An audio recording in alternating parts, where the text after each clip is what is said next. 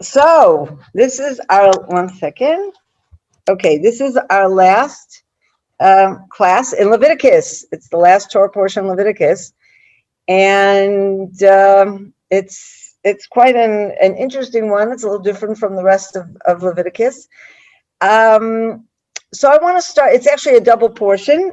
It begins in chapter 25, but the two last portions are actually very short. So putting them together, which is done very often, it's really not a big deal to put them together. So let's start by reading the first line of the first chapter of the portion. Okay, the Lord spoke to Moses on Mount Sinai, saying. Now this first verse has typically raised all kinds of questions. I don't know. Can any of you guess what the question is? Let's see how if you're in top form today. Yes, Diane. But yes, sorry, okay. I didn't notice. Okay.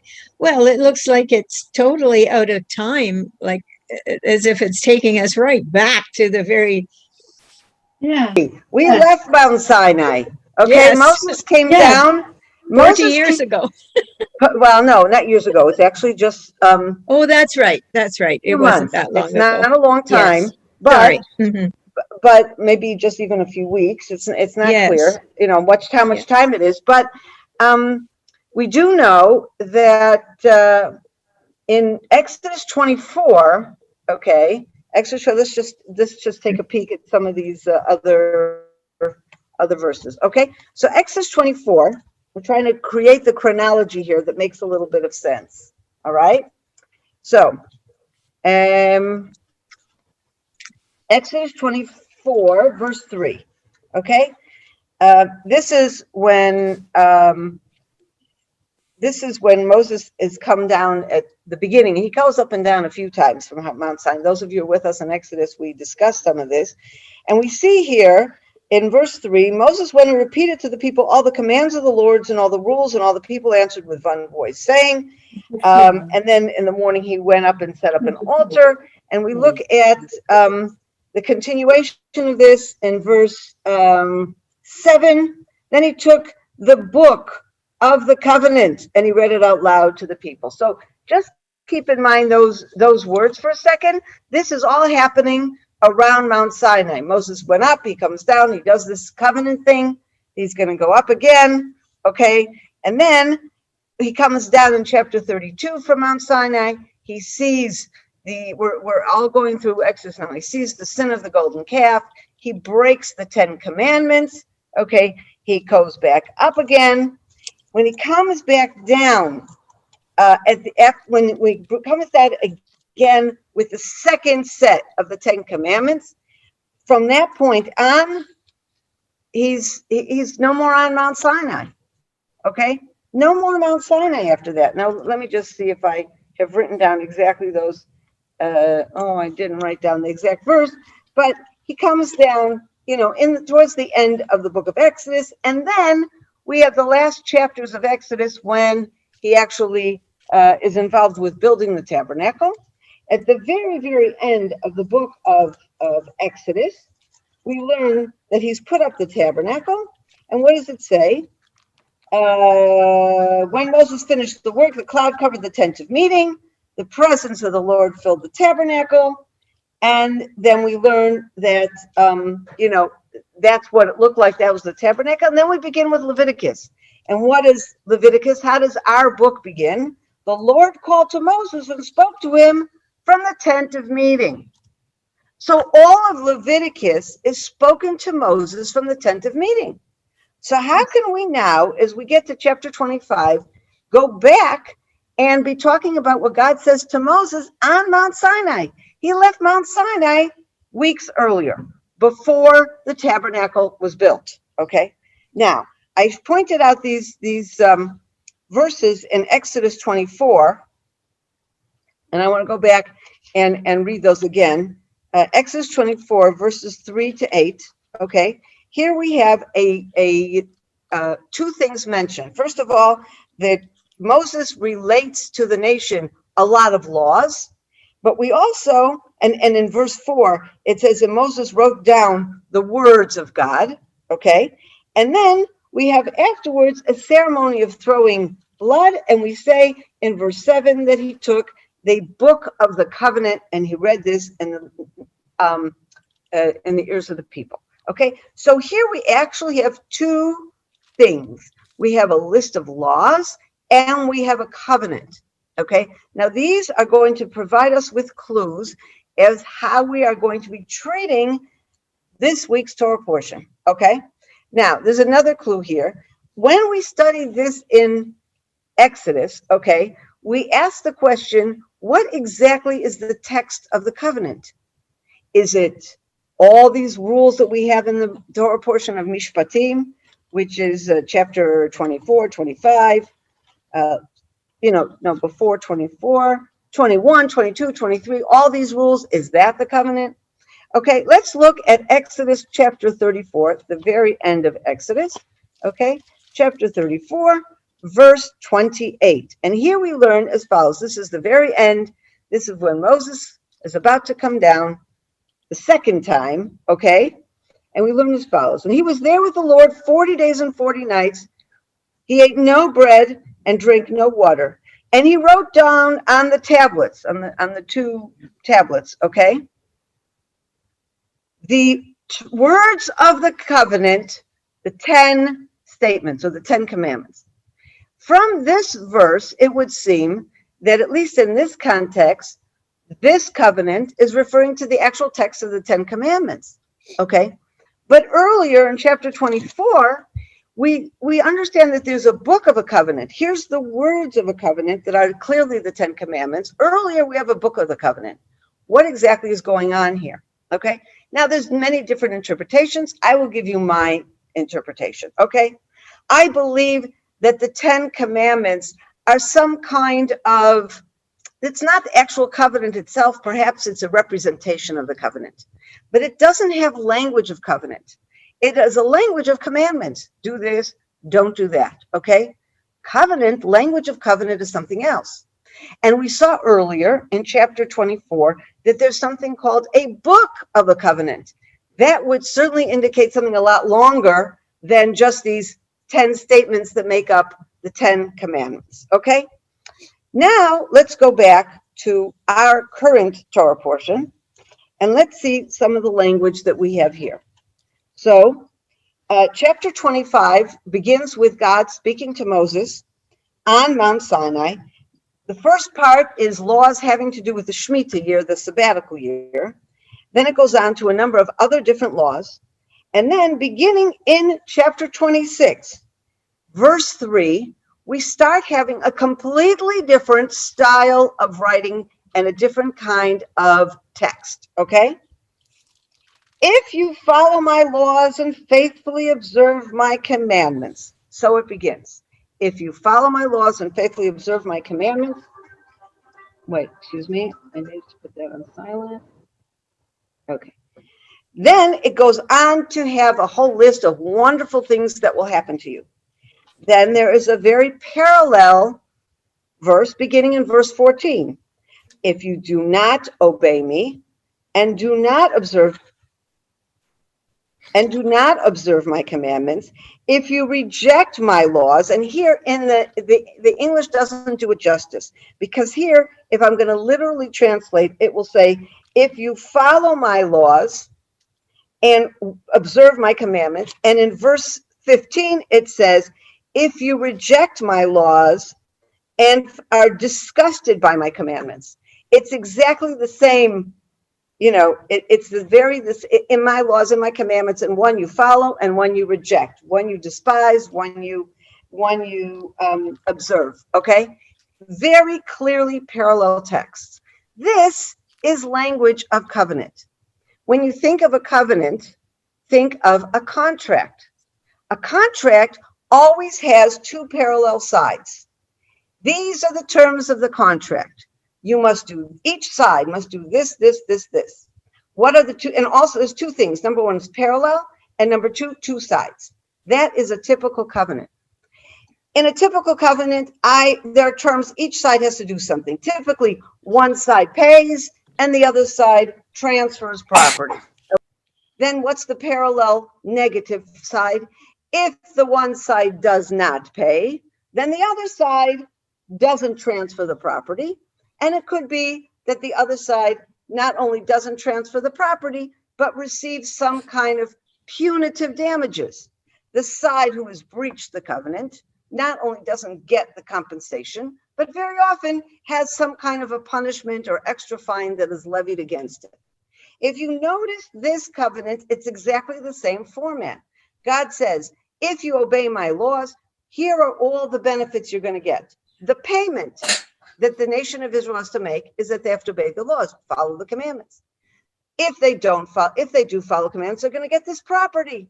They're going to get a land, and the land will be prosperous and everything will be good. However, if they don't obey the commandments, in other words, they don't put forward the money, they don't pay up, what will happen? They will not get the property. Not only will they not get the property, but they will be punished.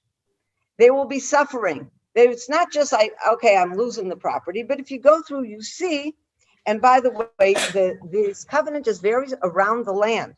The blessings all have to do with the land being prosperous, the land being peaceful.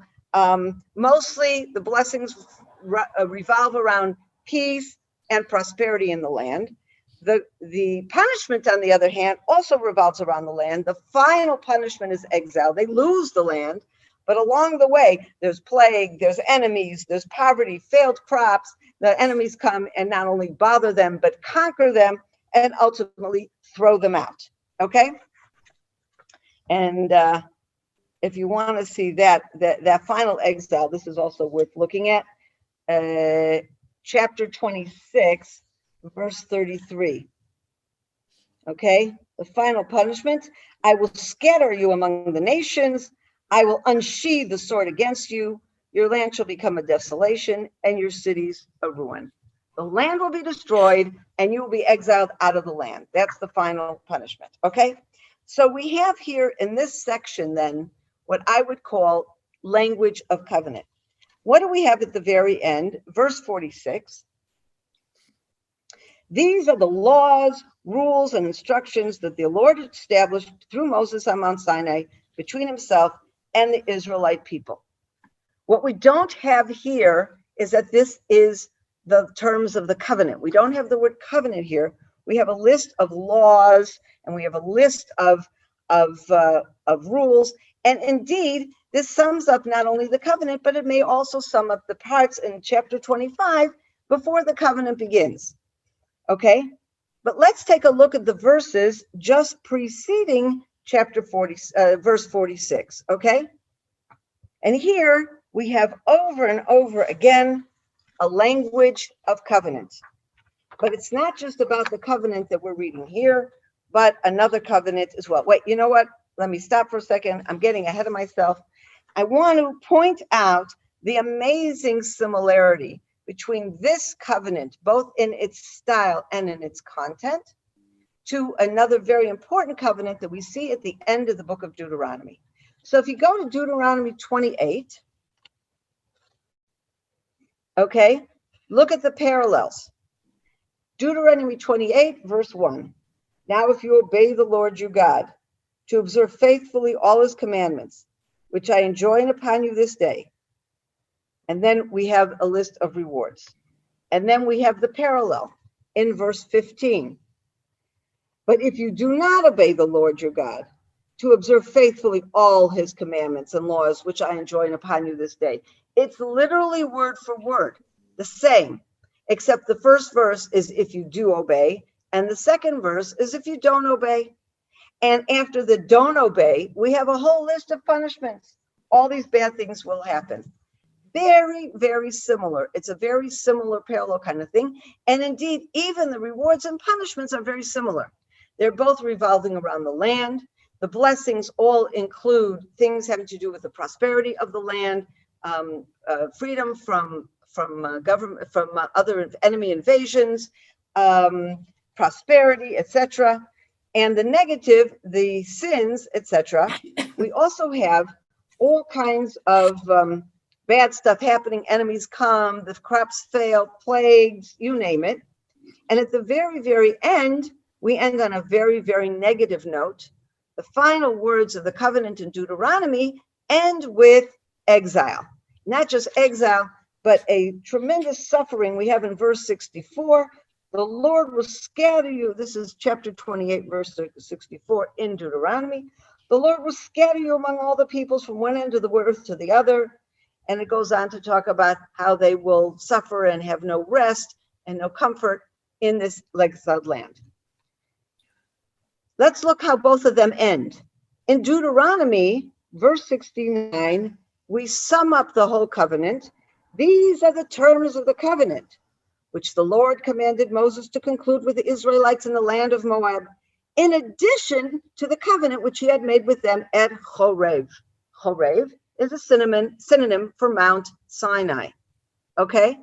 So at the end of the covenant in Deuteronomy, we have this is one covenant, and it refers us back to another covenant, an earlier covenant, very parallel to it, that was done in Mount Sinai.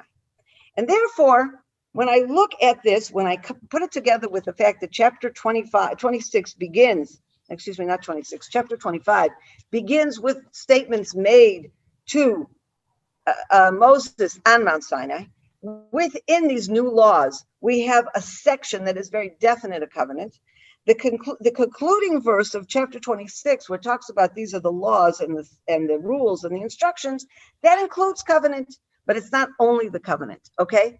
But clearly in this section, the chapter 26 is a covenant. And I believe it is the covenant that Moses refers to back in Exodus chapter 24, when he refers to the book of the covenant.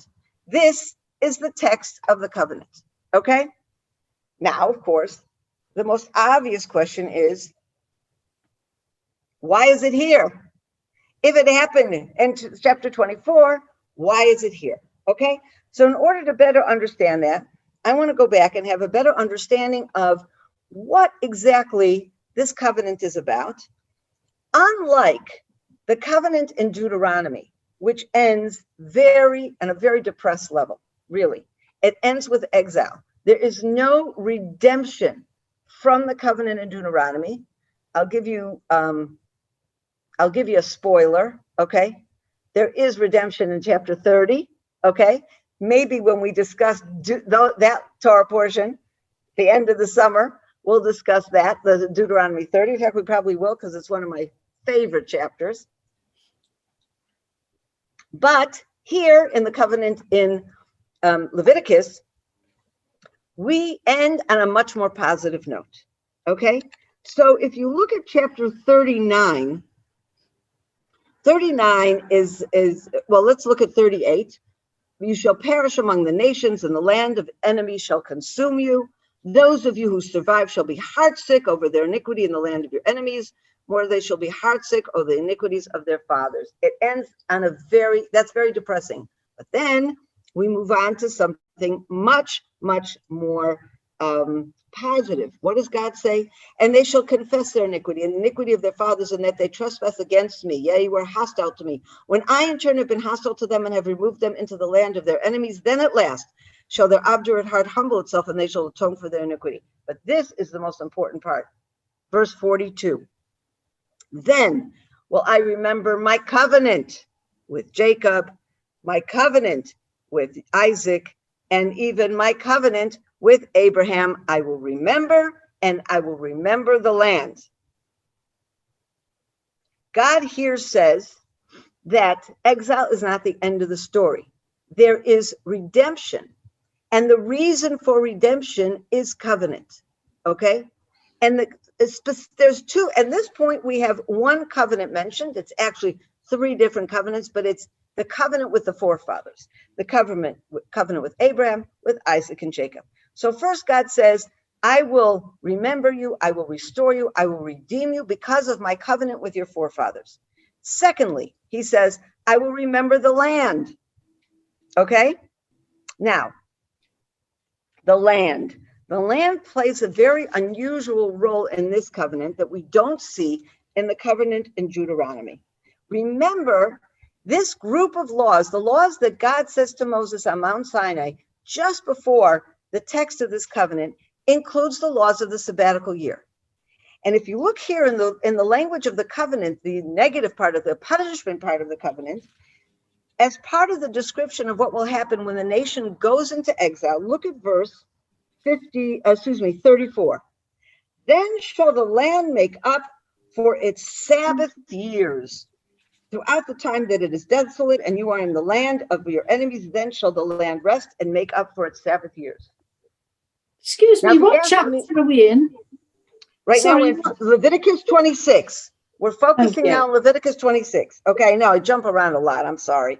Okay, now, remember that we started this in chapter 25. We said these are the laws that are given on Mount Sinai. Okay, and we had this list of laws. Now, we had other laws given in Mount Sinai back then in Exodus. Okay.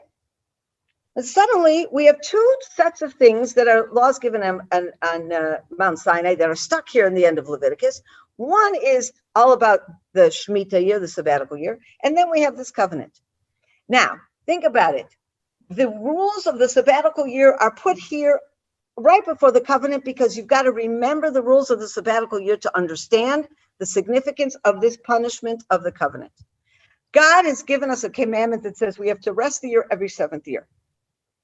Now, what does this punishment tell us? It not only tells us something about the punishment, it tells us something about the sin. One of the sins that the nation of Israel will be committing in the land of Israel is that they will fail to observe the sabbatical year. They will not give the land a rest. And therefore, what God says, okay, you will be exiled for the land. Not only, you deserve a punishment, leave the land, but the land deserves a rest. All those sabbatical years that you did not stop, give the land a rest. Well, now the land will be rested because for all those years we'll be out of the land will be desolate. Nobody will be tilling the land. Nobody will be working the land. And it's as if it's giving the land human properties. The land that is tired, the land needs to rest. It's picture a slave, okay? If we're commanded, your slave has to also rest on the Sabbath day, okay? Now, if you don't rest your slave, you are sinning against that slave, and the slave at some point is just not going to be able to work anymore. It needs a total rest, okay? The land is almost given these kind of properties. You've enslaved the land. You've worked the land beyond what you were supposed to, and therefore, that's it. The land gets a total break, not just once in 7 years. That's it. For years at a time, it's going to get this break, okay? Now, let's go to, in the same chapter, we're still in Leviticus chapter 26. Now, let's go to verse 43, okay? We're going back to this idea of what happens with the sabbatical years. For the land shall be forsaken of them, making up for its Sabbath years by being desolate of them, while they atone for their iniquity, for the abundant reason that they rejected my rules and spurned my laws. Yet even then, when they are in the land of their enemies, I will not reject them or spurn them so as to destroy them, annulling my covenant with them. For I, the Lord, am their God. I will remember in their favor the covenant with the first covenant, the covenant with the first people, who I have taken out of Egypt in the eyes of all the nations, for them to be, so that I would be their God. I am the Lord. Okay. Here we're talking about another covenant. If a few verses earlier, God says he's going to remember the covenant of the forefathers, and then he said he's going to remember the land. Now there's a third thing God's remembering, the covenant of the originals, the first people, the first covenant. Who are those first people? Are they Abraham, Isaac, and Jacob? I don't think so, because these first people are defined as those first people who are freed from the land of Egypt. What God is saying is this covenant, the covenant that we have just now read, the covenant that is entered into with that very generation, the very people who left Egypt, okay? So basically what God is saying now, just kind of clarify all of this. God is saying, first of all, the text of the covenant is the blueprint itself. It says, I will give you the land. If you obey my rules, I will make the land prosper. You prosper. You will have prosperity. You will have peace. All will be good. If you abandon God and you stop obeying, okay, then you will lose the land, and the land will rest up from its Sabbath years that it missed, but the land will be desolate. But then God says he will not abandon the nation in exile. He will bring them back based on three things. One, the covenant with the forefathers. Now, the covenant with the forefathers is not a covenant in the way we understood and we discussed it here. It doesn't have parallel obligations and parallel positive and negative. The covenant with the forefathers was just the promise that there will be a nation of Israel and they will get the land of Israel. The forefathers didn't have to do anything. I think that by using the word covenant in discussing this kind of promise, what was essentially a promise to the forefathers, kind of gives that promise an extra seal. And if you think about it, even so in ancient times, not even post-biblical times, but ancient times, a royal proclamation or a royal promise with the seal of the king gave it extra validity, extra strength, than just I say I'm promising you something. I promise you something. You can't enforce that. Actually, in common law, under like medieval common law, today to have a binding contract with somebody, you have to have two sides. Okay, I have to give you something, you have to give me something. All right. But in ancient times, it could be a one-sided thing. I could just promise to give you something. It would be enforceable if it had a seal. Okay. So a seal is like turning an ordinary promise into a covenant. And that's how I see the calling the promise of the forefathers as a covenant, because it has that extra seal. It's an irrevocable promise. Okay. So we have that.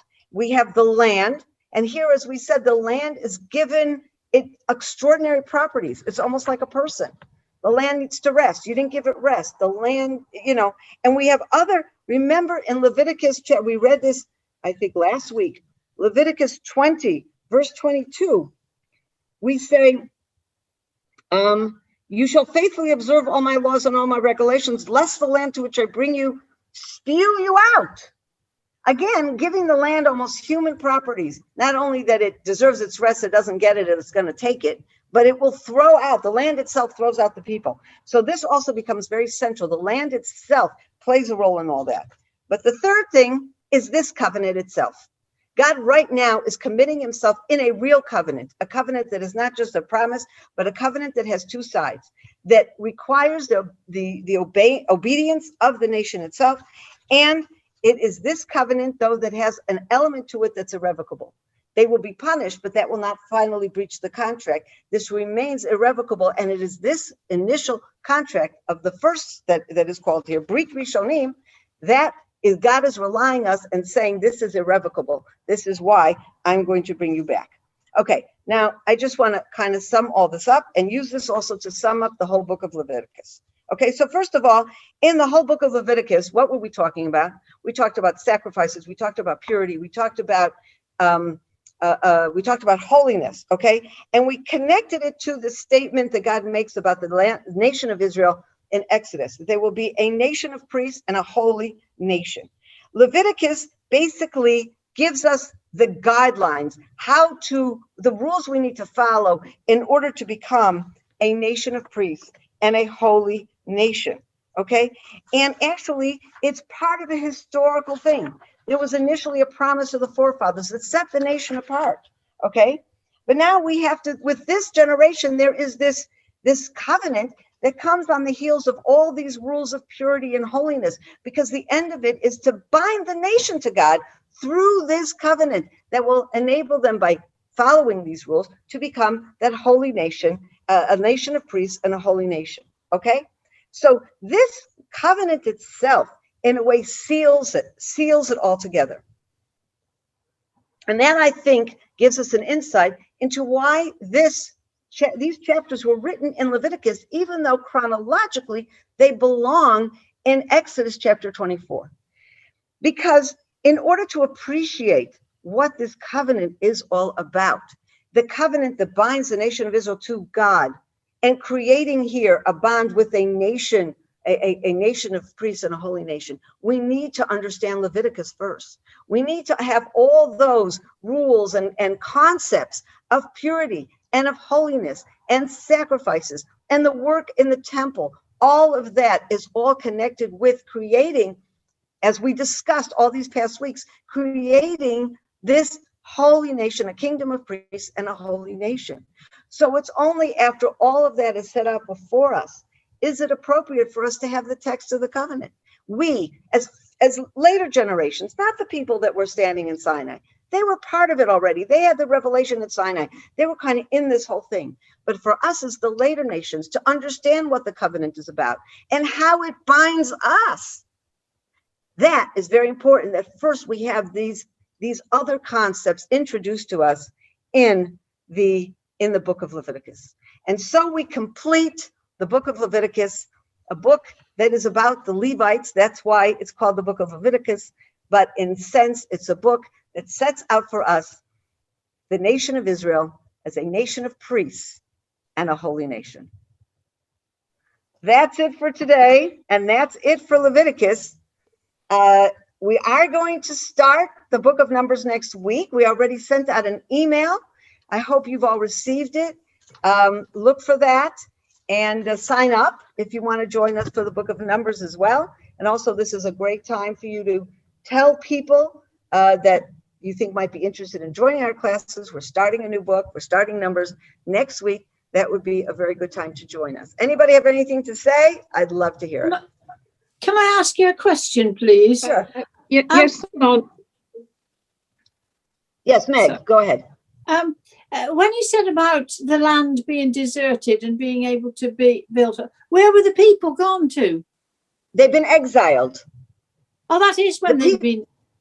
This is the people, not now. This is what God says will happen. This is the rules and regulations. If you obey me, everything is good. You don't obey me, you'll have all these punishments in the land, but eventually you'll be exiled from the land.